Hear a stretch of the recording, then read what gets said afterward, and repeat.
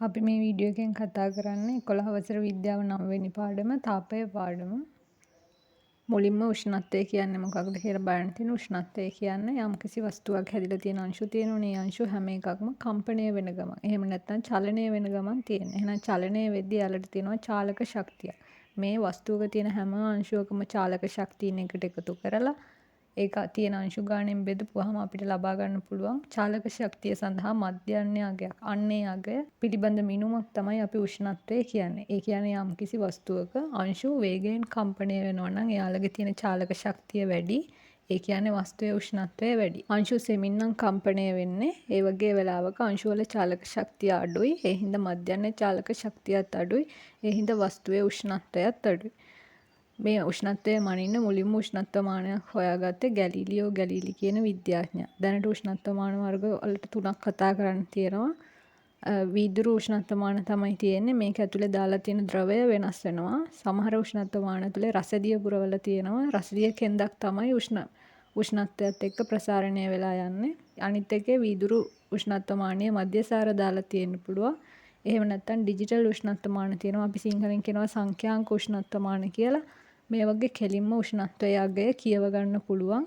මේ ඩිජිටල් උෂ්ණත්ව මාන හදද්දී ප්‍රතිරෝධය තමයි පාවිච්චි වෙලා තියෙන්නේ. මේ වීදුරු උෂ්ණත්ව මාන ඇතුලේ රසදිය හරි මධ්‍යසාර හරි පාවිච්චි කරන්න හේතුව තමයි ඒ ද්‍රව දෙකම ඒකාකාර විදිහට ප්‍රසාරණය වෙනවා. ඒ කියන්නේ 1 සෙල්සියස් අංශක එකකින් උෂ්ණත්වය වැඩි වෙද්දී මධ්‍යසාර හරි රසදිය වල හරි ප්‍රසාරණය එක සමානයි. හැම සෙල්සියස් අංශක එකකටම එකම ප්‍රමාණයකින් තමයි යාලා ප්‍රසාරණය වෙන්නේ. ඒ වගේම යාලා වාෂ්ප වෙන්න නම් ලොකු උෂ්ණත්ව වලට රත් වෙන්න ඕනේ. ඒ හින්දා ලේසියෙන් වාෂ්ප වෙන්නේ නැහැ. ඒ හින්දා හැම වෙලාවෙම ද්‍රවයේ විදිහට උෂ්ණත්ව මානය ඇතුලේ පවතිනවා. ඊළඟට මේ මධ්‍යසාර උෂ්ණත්ව මානයෙන් අපිට මයින්න පුළුවන් ඍණ 115 ඉඳලා ධන 100 දක්වා ලොකු පරාසයක උෂ්ණත්ව මැනගන්න පුළුවන්. ඊළඟට මේ එතනෝල් වල මධ්‍යසාර කියන්නේ එතනෝල් වල ද්‍රවාංකය ඉතාම අඩුයි. මේ ඍණ 115යි. ඒ කියන්නේ එතනෝල් සීතල වෙලා මේ උෂ්ණත්ව මානය සීතල වෙලා ඇතුළේ තියෙන එතනෝල් මිදෙන්නේ නැහැ. මිදෙන්න නම් අඩුම ඍණ 115කට උෂ්ණත්වයකට බහින්න ඕනේ. මේ රසදිය උෂ්ණත්ව මානයත් පුළුල් පරාසයක රසදිය ද්‍රවයක් විදිහට තියෙනවා. එයා ද්‍රවයක් විදිහට තියෙනවා ඍණ 39 ඉඳලා ධන 357 වෙනකන්. ඒ කියන්නේ සෙන්ටිග්‍රේඩ් 0 වුණා කියලා මේ මධ්‍යසාරවත් රසදියවත් මිදෙන්නේ නැහැ. ඒ හින්දා උෂ්ණත්ව මාන තුල යාලා ද්‍රවය විදිහටම පැවතෙනවා. ඊළඟට මේ දෙන්නම හොඳින් තාපය සන්නයනය කරනවා. හොඳින් අරගෙන යනවා. ඒ හින්දා තමයි යාලා ලේසියෙන්ම ප්‍රසාරණය වෙන්නේ. ඊළඟට උෂ්ණත්වය මයින් ඒකක සැලකුවොත් එහෙම ඒකක වර්ග තුනක් කතා කරන්න තියෙනවා. සෙල්සියස්, ෆැරන්හයිට් සහ කෙල්වින්. මෙයාලට නම් ලැබිලා තියෙන්නේ හොයාගත්ත විද්‍යාඥයාගේ නමින්. සෙල්සියස් හොයාගත්තේ ඇන්ඩර්ස් සෙල්සියස් කියන විද්‍යාඥයා. ෆැරන්හයිට් පරිමාණය හොයාගෙන තියෙන ග්‍රේබියල් ෆැරන්හයිට් කියන විද්‍යාඥයා. කෙල්වින් පරිමාණය හොයාගෙන තියෙන කෙල්වින් සාමිවරයා කියන විද්‍යාඥයා. මේ වගේ අචල ලක්ෂ බැලුවොත් එහෙම සෙල්සියස් පරිමාණය අචල ලක්ෂය 0 සහ 100 කියලා තමයි සලකන්නේ. 0 කියන්නේ අයිස් දිය වෙන උෂ්ණත්වය. 100 කියන්නේ ජලය නටන උෂ්ණත්වය. ෆැරන්හයිට් පරිමාණයේ මේ දෙක 32යි 212යි. ඒ කියන්නේ ෆැරන්හයිට් 32 කියන්නේ අයිස් දිය වෙන උෂ්ණත්වය. එහෙම නැත්නම් ජලය මිදෙන උෂ්ණත්වය. ෆැරන්හයිට් 212 කියන්නේ ජලය වාෂ්ප වෙන උෂ්ණත්වය. ෆැරන්හයිට් පරිමාණය මේක ඇතුලේ කොටස් 180කට බෙදලා තියෙනවා. සෙල්සියස් පරිමාණය මේ දෙක අතර වෙනස කොටස් 100කට තමයි බෙදලා තියෙන්නේ. ඒවා සමාන කොටස්. කෙල්වින් පරිමාණය ගත්තොත් එහෙම හැම වෙලාවෙම කෙල්වින් එකක් සෙන්ටිග්‍රේඩ් එකකට සමානයි. සෙන්ටිග්‍රේඩ් වලින් සැලකුවොත් එහෙම නිරපේක්ෂ උෂ්ණත්වය අපි සලකන්නේ ඍණ 273.15යි කියලා. ඒ සෙල්සියස් වලින් යම් කිසි වස්තුවක නිරපේක්ෂ උෂ්ණත්වය කියන්නේ යාට වස්තුවක උෂ්ණත්වයට තියෙන්න පුළුවන් අඩුම අගය. ඊටත් වඩා ඒ වස්තුවේ උෂ්ණත්වය අඩු වෙන්නේ නැහැ. එහෙනම් ඕනම වස්තුවක තියෙන්න පුළුවන් අඩුම උෂ්ණත්වය තමයි මේ අගය. අපි ඒකට කියනවා නිරපේක්ෂ අගය කියලා. මේ අගය දීලා තියෙන සෙල්සියස් අංශක වලින්. ඊළඟට සෙල්සියස් අංශක එකකට කෙල්වින් එකක් සමානයි. ඉතින් අයිස් දිය වෙන උෂ්ණත්වය සෙල්සියස් අංශක වලින් අපි දන්නවා සෙන්ටිග්‍රේඩ් 0යි කියලා. කෙල්වින් වලින් ගත්තාම මේ ඍණ 273 එකතු වෙන හින්දා ධන 273.15ක් වෙනවා. ජලය නටන උෂ්ණත්වය ඊට වඩා සෙල්සියස් 100කින් වැඩි හින්දා මේ 273.15ට තව 100ක් එකතු වුණාම තමයි ජලය නටන උෂ්ණත්වය කෙල්වින් 373.15ක් වෙනවා. කෙල්වින් තමයි උෂ්ණත්වයමයි අන්තර්ජාතික ඒකකයේ විදිහට පිළිගන්නේ සෙල්සියස් නෙවෙයි. ඊළඟට හැම වෙලාවෙම සෙල්සියස් අගයක් කෙල්වින් කරන්න නම් ඒ කියන්නේ සෙල්සියස් බිඳුව කෙල්වින් කීයද කියලා හොයන්න නම් මේකට 273ක් එකතු කරන්න ඕනේ. එහෙනම් බිඳුවට 273ක් එකතු කරපුවාම 273යි. ඒකයි අයිස් මිදෙන ජලයේ මිදෙන උෂ්ණත්වය 273ක් උනේ. මෙතන ජලයේ නටන උෂ්ණත්වය සෙන්ටිග්‍රේඩ් 100යි. එයා කෙල්වින් කරන්න නම් එයාට 273ක් එකතු කරන්න ඕනේ. 373යි. ඒකයි ජලයේ නටන උෂ්ණත්වය 373ක් උනේ. ඒ විදිහට ඕනෑම සෙල්සියස් අංශක ගාණක් කෙල්වින් කරන්න නම් 273ක් එකතු කරන්න ඕන.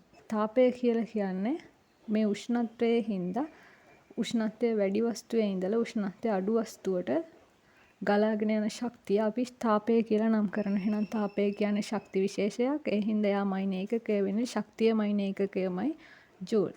එහෙනම් ශක්තිය කිව්වත් තාපය කිව්වත් එකම.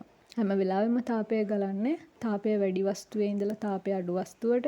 තාපය ගලා යන එක අපි හඳුන්වන නමකින් තාප සංක්‍රමණය කියලා. හැම වෙලාවෙම තාපය සමාන වෙනකන් ගලා යනවා. තාපය වැඩි වස්තුවේ ඉඳන් තාපය අඩු වස්තුවට දෙන්නගෙම තාපය සමාන වෙන තෙක් තාපය ගලාගෙන යනවා. මෙහෙම ගලාගෙන යද්දි උෂ්ණත්වය වැඩි වස්තුවේ උෂ්ණත්වය අඩු වෙලා යනවා. උෂ්ණත්වය අඩු වස්තුවේ උෂ්ණත්වය එන්න වැඩි වෙනවා. මෙහෙම වෙලා අවසාන උෂ්ණත්වය සමාන වෙනවා කියලා දෙයක් නැහැ. සමාන වෙන්නත් පුළුවන්, සමාන නොවෙන්නත් පුළුවන්. හැබැයි තාපය නම් අවසානයේ වස්තු දෙකේම සමාන වෙනවා. එක වස්තුවකින් තවත් වස්තුවකට තාපය ගලාගෙන යාමේදී අවසානයේ වස්තු දෙකේම තාපය සමාන වෙනවා. වස්තු දෙකේ උෂ්ණත්වය සමාන වෙන්න හෝ උෂ්ණත්වය අසමාන වෙන්න දෙක පුළුවන්. වස්තුවකට තියෙනවා තාපධාරිතාවයක්. ඒ කියන්නේ යම් කිසි වස්තුවක උෂ්ණත්වය තියෙනවට වඩා 1 සෙල්සියස් අංශක එකකින් වැඩි කරන්න ඒ වස්තුවට දෙන්න ඕන තාප ප්‍රමාණයට අපි කියනවා වස්තුවේ තාපධාරිතාවය කියලා. වස්තුවක උෂ්ණත්වය දැන් සෙන්ටිග්‍රේඩ් 28යි නම් ඒ වස්තුව සෙන්ටිග්‍රේඩ් 29ක උෂ්ණත්වයකට පත් කරන්න අපි දෙන්න ඕන තාප ප්‍රමාණය ඒ වස්තුවේ තාපධාරිතාවය. මේක රඳා පවතින වස්තුව හැදිලා තියෙන ද්‍රව්‍ය ඒ වගේම වස්තුවේ ස්කන්ධය මත. ස්කන්ධය වැඩි වුණොත් දෙන්න ඕනේ තාප ප්‍රමාණය වැඩි වෙනවා. හදලා තියෙන ද්‍රව්‍ය අණුවත් දෙන්න ඕනේ තාප ප්‍රමාණය වෙනස් වෙනවා. ඒ කියන්නේ අපි ලෝහ වගේ ද්‍රව්‍යයකට දෙන්න ඕන තාප ප්‍රමාණය අඩුයි. හැබැයි අලෝහ වගේ මැටි වැලි වගේ එකකට දෙන්න ඕන තාප ප්‍රමාණය වැඩි. උෂ්ණත්වය ඒකකින් වැඩි කරන්න. ඒකකය වෙන්නේ තාප ප්‍රමාණයේ හින්දා ජූල්. උෂ්ණත්වය එකකින් වැඩි කරන හින්දා සෙන්ටිග්‍රේඩයට ජූල්. හෝ කෙල්විනයට ජූල්. විශිෂ්ට තාපධාරිතාවය කියන්නේ යම්කිසි වස්තුවක එහෙම නැත්නම් ද්‍රව්‍යයක 1 කිලෝග්‍රෑම් එකක් තෝරගෙන ඒ කිලෝග්‍රෑම් එකේ උෂ්ණත්වය කලින් වගේම 1 සෙල්සියස් අංශකයකින් වෙනස් කිරීමට ලබා දෙන්න ඕන තාප ප්‍රමාණය. මේක රඳා පවතින්නේ හැදිලා තියෙන ද්‍රව්‍ය මත පමණයි. හේතුව දැන් ස්කන්ධය සලකන්න ඕනේ. මොකද මේක ඇතුලේ හැම වෙලාවෙම අපි ගන්න කිලෝ එකක ස්කන්ධයක් හින්දා. මේකේ එකකය වෙන්නේ සෙල්සියස් අංශක එකකින් වැඩි කරන හින්දා සෙල්සියස් අංශකයට කිලෝග්‍රෑමයක හින්දා කිලෝග්‍රෑමයට තාප ප්‍රමාණයේ හින්දා ජූල්. සෙල්සියස් වෙනුවට කෙල්වින් පාවිච්චි කරන්නත් පුළුවන්. මොකද සෙල්සියස් එකක් කෙල්වින් එකකට සමාන හින්දා. මේ දෙන්න අතර සම්බන්ධය ගත්තොත් එහෙම තාපධාරිතාවය අපි කැපිටල් C වලින් හඳුන්වන්නේ සංකේතවත් කරන්නේ. විශිෂ්ට තාපධාරිතාවය සිම්පල් C වලින් සංකේතවත් කරන්න. අපිට තාපධාරිතාවය ගන්න පුළුවන් විශිෂ්ට තාපධාරිතාවය ස්කන්ධයෙන් ගුණ කිරීම මගින්. වස්තුවේ ස්කන්ධයෙන් ගුණ කරනවා. ඒ වස්තුවේ විශිෂ්ට තාපධාරිතාවය එහෙම වුණාම ලැබෙන්නේ ඒ වස්තුවේ තාපධාරිතාවය. තාපධාරිතාවය සහ විශිෂ්ට තාපධාරිතාවය කියන්නේ දෙන්නේ. විශිෂ්ට තාපධාරිතාවයේදී අපි කිලෝ එකක් තමයි සලකන්නේ වස්තුවේ ස්කන්ධය. තාපධාරිතාවයේදී එහෙම ස්කන්ධය සලකන්නේ නැහැ. ඊළඟට තාප ප්‍රමාණය ගණනය කරන්න පුළුවන් මේ සූත්‍රයෙන් Q = mc/t. මේකේ පද හැඳින්වුවොත් එහෙම Q කියන්නේ තාප ප්‍රමාණය, ඒකකය වෙන්නේ ජූල්, m කියන්නේ වස්තුවේ ස්කන්ධය, ඒකකය හැම වෙලාවෙම ස්කන්ධය දාන්න ඕනේ කිලෝග්‍රෑම් වලින්, C කියන්නේ විශිෂ්ට තාපධාරිතාවය. දැන් අපි කලින් කතා කරපු කෙනා. එයාගේ ඒකකය තමයි මේ තියෙන්නේ කෙල්විනයට කිලෝග්‍රෑමයට ජූල්. තීටා කියන්නේ උෂ්ණත්ව වෙනස. ඒ කියන්නේ යම්කිසි තාපයක් මෙතන ලබා දුන්නොත් උෂ්ණත්වය වෙනස් වෙනවනේ වැඩි වෙනවා. ඒ උෂ්ණත්ව වෙනස දාන්න ඕනේ කෙල්වින් වලින් හරි සෙන්ටිග්‍රේඩ් වලින් හරි දාන්න පුළුවන්. මේ ඒකක වලින් ආදේශ කරන්න ඕනේ. එතකොට තමයි ජූල් වලින් තාප ප්‍රමාණය එන්නේ. ඔයාලට ගැටලු හදද්දී මේ සමීකරණ මේ සූත්‍රය පාවිච්චි කරන්න පුළුවන්. මේ ඒකකම යොදන්න. ඒ කියන්නේ ග්‍රෑම් වලින් ස්කන්ධය දීලා තිබ්බොත් එයා කිලෝග්‍රෑම් බවට හරවලා තමයි ආදේශ කරන්න ඕනේ. ඊළඟට අවස්ථා විපර්යාස කතා කරන්න තියෙනවා. ඒ කියන්නේ එකම වස්තුවකට අවස්ථා 3ක ඉන්න පුළුවන්. පදාර්ථයේ අවස්ථා අපි 3ක් දන්නවා. පදාර්ථය කියන්නේ මේ හිස් අවකාශයේ ඉඩක් ගන්න ඕනම දෙයකට අපි කියනවා පදාර්ථය කියලා. ලෝකෙ හැදිලා තියෙන්නේ පදාර්ථ සහ ශක්තියින් වලින්. අපිට ආයේ පදාර්ථ වෙන් කරන්න පුළුවන් ඝන පදාර්ථ, ද්‍රව පදාර්ථ සහ වායු පදාර්ථ කියලා. මේ පදාර්ථ වලට පුළුවන් එක අවස්ථාවක ඉඳලා තවත් අවස්ථාවකට මාරු වෙන්න. ඒ කියන්නේ ඝන අවස්ථාවේ ඉන්න පදාර්ථයට පුළුවන් එයාගේම ද්‍රව අවස්ථාව බවට පත් වෙන්න. උදාහරණය තමයි අපි ජලය සැලකුවොත් එහෙම ජලයේ ඝන අවස්ථාව තමයි ද්‍රව අවස්ථාව තමයි වතුර, වායු අවස්ථාව තමයි ජල වාෂ්ප. එහෙනම් ඝන අයිස් වලට පුළුවන් දිය වෙලා ද්‍රව අවස්ථාවට පත් වෙන්න. ඒ වගේම ද්‍රවයට පුළුවන් වාෂ්ප වෙලා ජල වාෂ්ප බවට පත් වෙන්න. ඒ වගේ තමන්ගේ අවස්ථාව මාරු කරනවට, අවස්ථාව වෙනස් කරනවට කියනවා අවස්ථා විපර්යාසයට ලක් වෙනවා කියලා. එහෙනම් ඝන ද්‍රව වායු සැලකුවොත් එහෙම ඝනයක් ද්‍රව වෙනවට, ඒ කියන්නේ ඝනය දිය වෙලා ජලය හැදෙනවට, අයිස් දිය වෙලා ජලය හැදෙනවට අපි කියනවා නමක් විලයනය කියලා. ඒ ජලය වාෂ්ප වෙලා ජල වාෂ්ප හැදෙනවට අපි කියනවා වාෂ්පීකරණය වෙනවා කියලා. ඒ වගේම අනිත් පැත්තට ජල වාෂ්ප අපිට සීතල කරලා ජලය බවට පත් කරන්න පුළුවන්. ඒකට කියනවා හිමායනය. මේ ජලය තවදුරටත් සීතල කරලා අපිට අයිස් හදන්න පුළුවන්. අපි ඒකට කියනවා ඝනීභවනය. මීට අමතරව කෙලින්ම ඝනයක් වාෂ්ප කරන්න පුළුවන් ද්‍රව බවට පත් නොකර. ඒකට අපි කියනවා ඌර්ධව පාතනය කියලා. මෙහෙම වෙනවා. මේකට උදාහරණයක් විදිහට ගන්න පුළුවන් අපිට කපුරු බෝල අපි දාලා තියෙද්දී එයා වායු බවට පත් වෙලා තමයි කෙලින්ම වාෂ්පය බවට පත් වෙනවා. ඒකට කියනවා ඌර්ධව පාතනය කියලා. ඊළඟට ද්‍රවාංකය කියන්නේ යම්කිසි ද්‍රව්‍යයක් ඝන අවස්ථාවේ ඉඳලා ද්‍රවය බවට පත් වෙන උෂ්ණත්වය.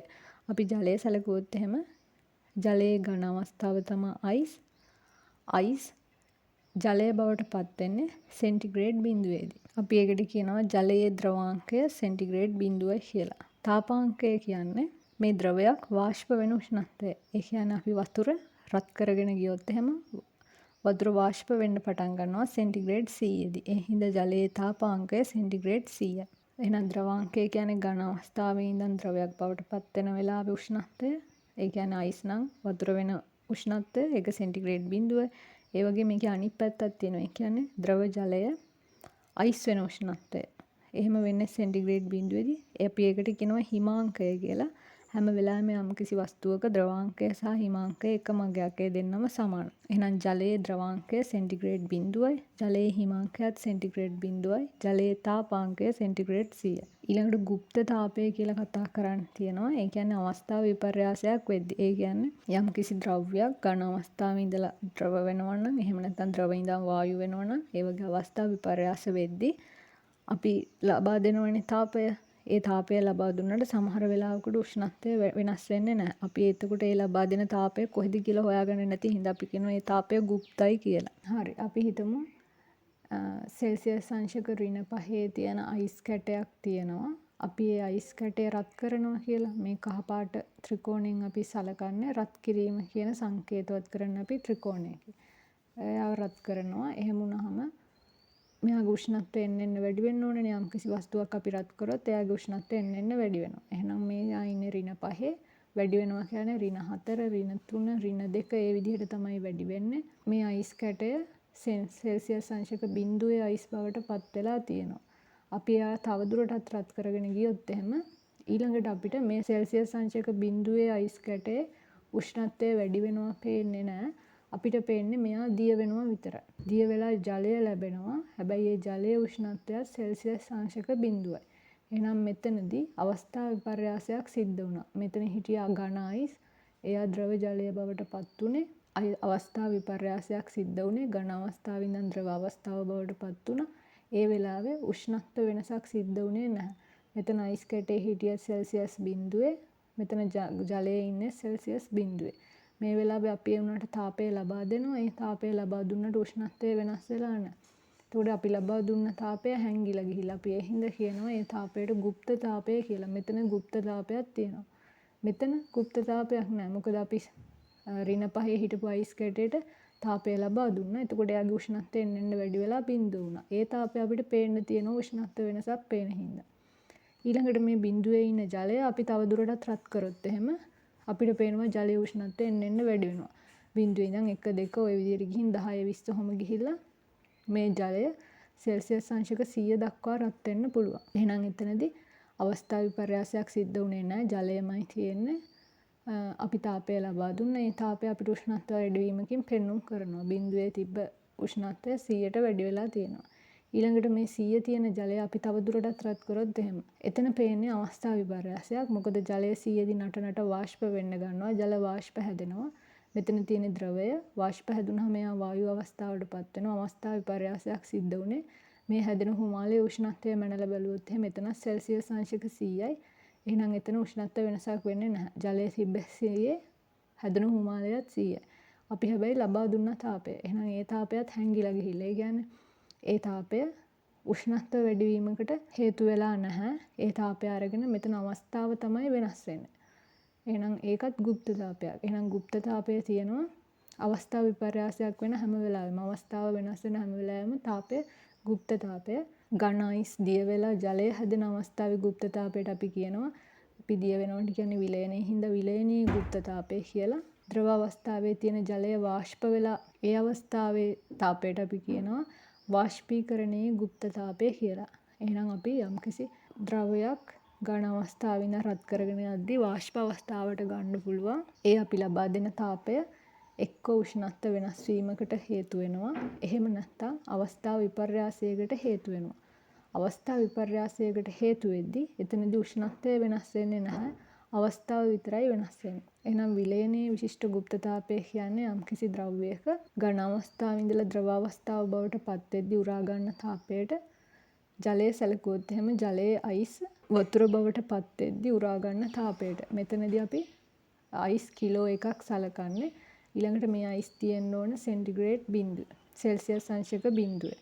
සෙල්සියස් අංශක බිඳුවේ තියෙන අයිස් කිලෝග්‍රෑම් එකක් සෙල්සියස් අංශක බිඳුවේම තියෙන වතුර කිලෝග්‍රෑම් එකක් බවට පත් වෙද්දී මේ උරා ගන්න තාපය තමයි විලයනයේ විශිෂ්ට গুপ্ত තාපය. වාෂ්පීකරණයේ විශිෂ්ට গুপ্ত තාපය කියන්නේ සෙල්සියස් අංශක 100 නටන වතුර කිලෝග්‍රෑම් එකක් සෙල්සියස් අංශක 100ම හුමාලය බවට පත් කරන්න අපි ලබා දෙන්න ඕන තාපයට අපි කියනවා වාෂ්පීකරණයේ গুপ্ত තාපය කියලා. ඊළඟට වචන දෙකක් තියෙනවා වාෂ්පීකරණය වාෂ්පීභවනය. මේ දෙන්න දෙක. වාෂ්පීකරණය කියන්නේ යම්කිසි ද්‍රවයක් එයාගේ තාපාංකයේදී නටලා වාෂ්ප වෙන එකට. ඒ කියන්නේ ජලය නම් ජලය නටන්නේ සෙල්සියස් අංශක 100 දී ඒ නට වාෂ්ප වෙලා යනවා නම් අපි කියන එකට වාෂ්පීකරණය කියලා. හැබැයි අපි දැන් තෙත රෙද්දක් වගේ එළියට දැම්මොත් එහෙම ඒකෙදි ජලය වාෂ්ප වෙනවනේ. වාෂ්ප වෙලා ඉවත් වෙලානේ වියලෙන්නේ. හැබැයි එහෙමයි කියලා ඒ තියෙන වතුර නැටවීමකින් තොරවනේ වාෂ්ප වෙන්නේ. ඒ කියන්නේ එයා වාෂ්ප වෙන්නේ තාපාංකයට වඩා පහළ උෂ්ණත්වයකදී. මොකද ඒ තියෙන වතුර සෙල්සියස් අංශක 100 දක්වා රත් වෙන්නේ නැහැ. ඒකට අපි කියනවා වාෂ්පීභවනය කියලා. මේ වාෂ්පීභවනයෙන් තමයි අපේ ඇඟෙනුත් දාඩිය පිට වෙන්නේ. එහෙම නැත්නම් තාපාංකය දක්වා සෙල්සියස් අංශක 100 දක්වා රත් වෙලා නැටීමෙන් නෙවෙයිනේ එළියට යන්නේ. ඊට වඩා අඩු උෂ්ණත්වයකදී. දැන් අපේ උෂ්ණත්වය වටේ උෂ්ණත්වය සෙල්සියස් අංශක 28යි 30යි නම් ඒ අගේදී තමයි එයා වාෂ්ප වෙන්නේ. අපි ඒකට කියනවා වාෂ්පීභවනය කියලා. එහෙනම් ඒ දෙන්නේ වාෂ්පීකරණයේදී වෙන්නේ ද්‍රවය යාගේ තාපාංකයේදී නටනවා. ඊට පස්සේ වාෂ්ප වෙනවා. වාෂ්පීභවනයේදී වෙන්නේ තාපාංකයට වඩා අඩු උෂ්ණත්වවලදී ද්‍රවය වාෂ්ප වෙලා යනවා.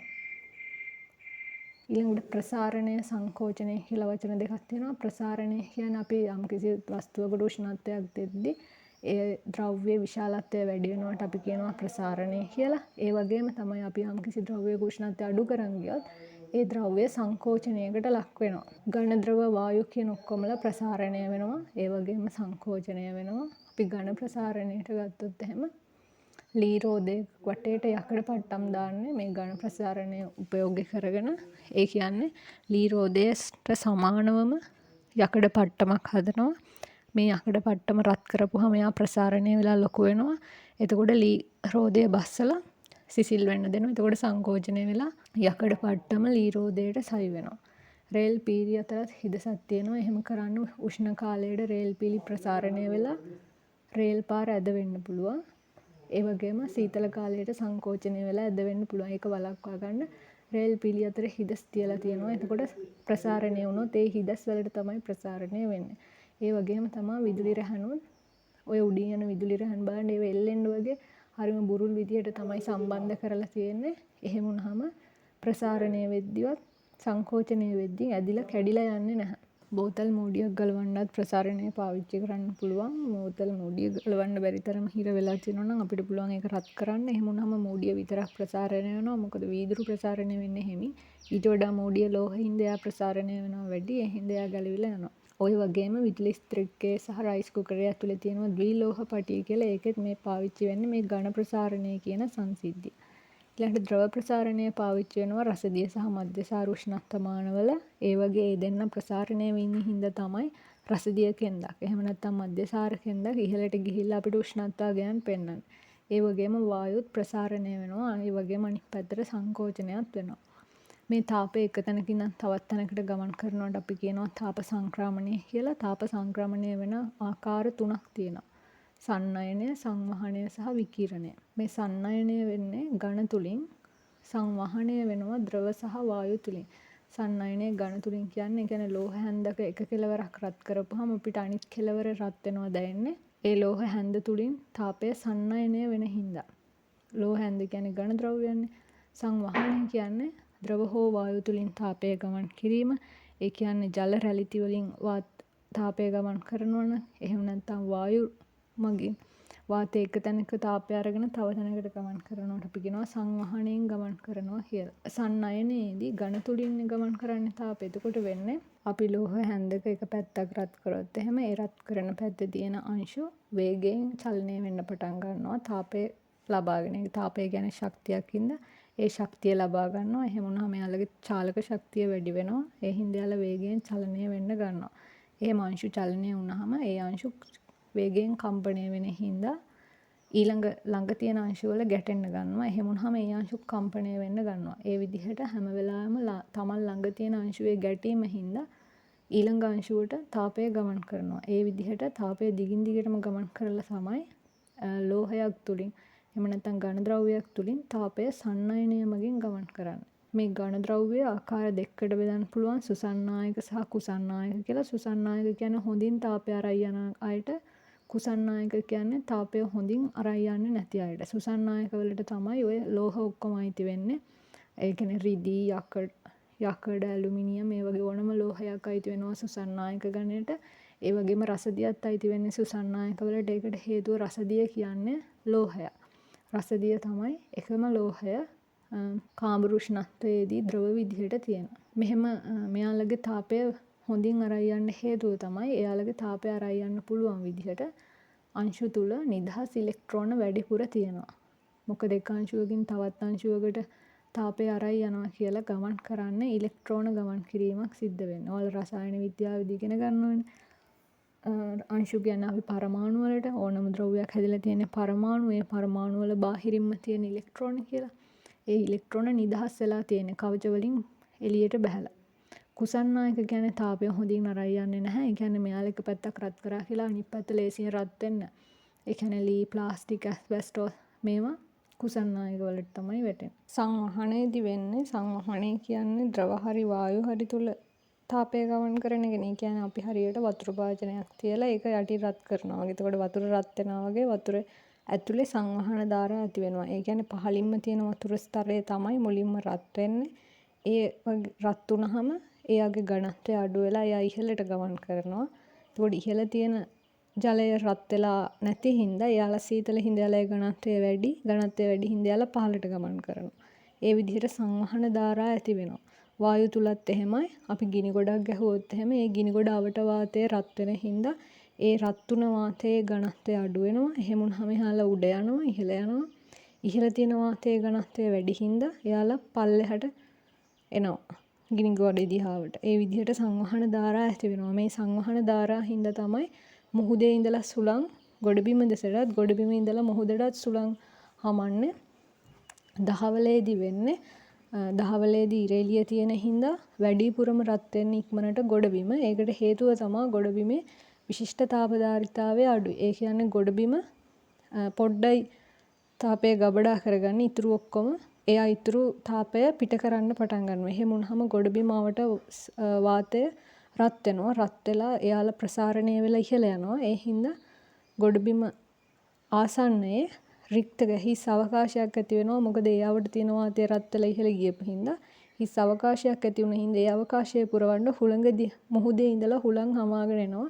ඒ හින්දා දහවලට තියෙන්නේ මුහුදේ ඉඳලා ගොඩට හමන හුළං. රෑට ඕකේ අනිත් පැත්ත. රෑට වෙන්නේ ගොඩබිම ඉඳලා මුහුද දිහාවට තමයි සුළං ගමන් කරන්නේ. විකිරණය කියලා කියන්නේ රත්තුණු ඕනම වස්තුවකින් තාපය පිට කරනවා. මේකෙදි යන්නේ කිසිම මාධ්‍යාංශුවක් නැතුව පවා ගමන් කරනවා. ඒ කියන්නේ රත් වුණ වස්තුවක් මාධ්‍යයක් තුල නැතිව රික්තකයක් තුල තිබ්බොත්, ඒ කියන්නේ වාතයවත් නැති හිස් අවකාශයක තිබ්බත් ඒ වස්තුවේ ඉඳලා රත් වුණ වස්තුවේ ඉඳලා තාපය එළියට ගමන් කරනවා. අපි ඒ ක්‍රමයට කියනවා විකිරණය කියලා. මෙතනදී මේ තාපය ගමන් කරන්නේ විද්‍යුත් චුම්බක තරංග විදියට. අපිට ඉරේ ඉඳලා ඉර එළිය එන්නේ මේ විද්‍යුත් චුම්බක තරංග විදිහට. මෙයාලට රික්තක හරහා පවා ගමන් කරන්න පුළුවන් වෙලා තියෙන හින්දා තමයි ඉරේ ඉඳලා පෘථිවියට එද්දී ඉර එළිය දිගටම එන්නේ. මොකද ඉර සහ පෘථිවිය අතර රික්තක කිහිපයක්ම තියෙනවා. එහෙම රික්තක තුලින් එන්න බැරි වුණා නම් මේ තාපය ඉරේ රස්නේ අපිට ලැබෙන්නේ නැහැ. හැබැයි විකිරණය මගින් තාපයට ගමන් කරන්න පුළුවන් රික්තක හරහා පවා. ඒ හින්දා තමයි ඉර එළියේ රස්නේ අපිට පෘථිවියට ලැබෙන්නේ. මේ විකිරණ තාපය අඳුරු රළු පෘෂ්ඨ වලින් අවශෝෂණය කරනවා වැඩි, උරා ගන්නවා වැඩි. ඒ කියන්නේ අපි කළු පාට ඇඳුමක් ඇඳගෙන ගියොත් එහෙම ඉරේ රස්නේ උරා ගන්නවා වැඩි. සුදු පාට ඇඳුමක් ඇඳොත් එයා පිට කරනවා වැඩි. ඒ හින්දා තමයි කියන්නේ අවුව වෙලාවට සුදු පාට ඇඳුම් තමයි ගොඩක්ම සුදුසු කියලා. ඒ වගේම තමයි පෘෂ්ඨයක් රළු වුණොත් ඒත් තාපය උරා ගන්නවා වැඩි. පෘෂ්ඨයක් සුමට වුණොත් තාපය උරා ගන්නවා අඩුයි. මෙතන වෙන්න ඕනේ අඳුරු රළු කළු පෘෂ්ඨ නම් විකිරණ මගින් තාපය උරා ගන්නවා වැඩි. සුමට සුදු පෘෂ්ඨ නම් ඒව තාපය උරා ගන්නවා අඩුයි වෙන්න ඕනේ වැඩි නෙවෙයි. හරි, මෙතනින් මේ පාඩම ඉවර වෙනවා. පාඩමේ ෂෝට් නෝට් එක ඕන නම් පහලින් කමෙන්ට් කරලා තියන්න. මම PDF එක අප්ලෝඩ් කරන්න. වීඩියෝ එකට කැමති නම් ලයික් කරන්න, කමෙන්ට් කරන්න. ඒ වගේම ඔලෙවල් කරන යාළුවෝ අතර ෂෙයා කරගන්න. 10 වසරක් ෂෝට් නෝට් වීඩියෝස් තියෙනවා. ඔයාලට කැමති නම් ගිහින් බලන්න පුළුවන්. ඉක්මනට එක්සෑම් එකට කලින් පාඩම් මතක් කරගන්න ඕන නම්, ඒ වගේම මේකේ ගණිත ගැටලු විසඳන වීඩියෝ එකක් ඕන නම් පහලින් කමෙන්ට් එකක් දාලා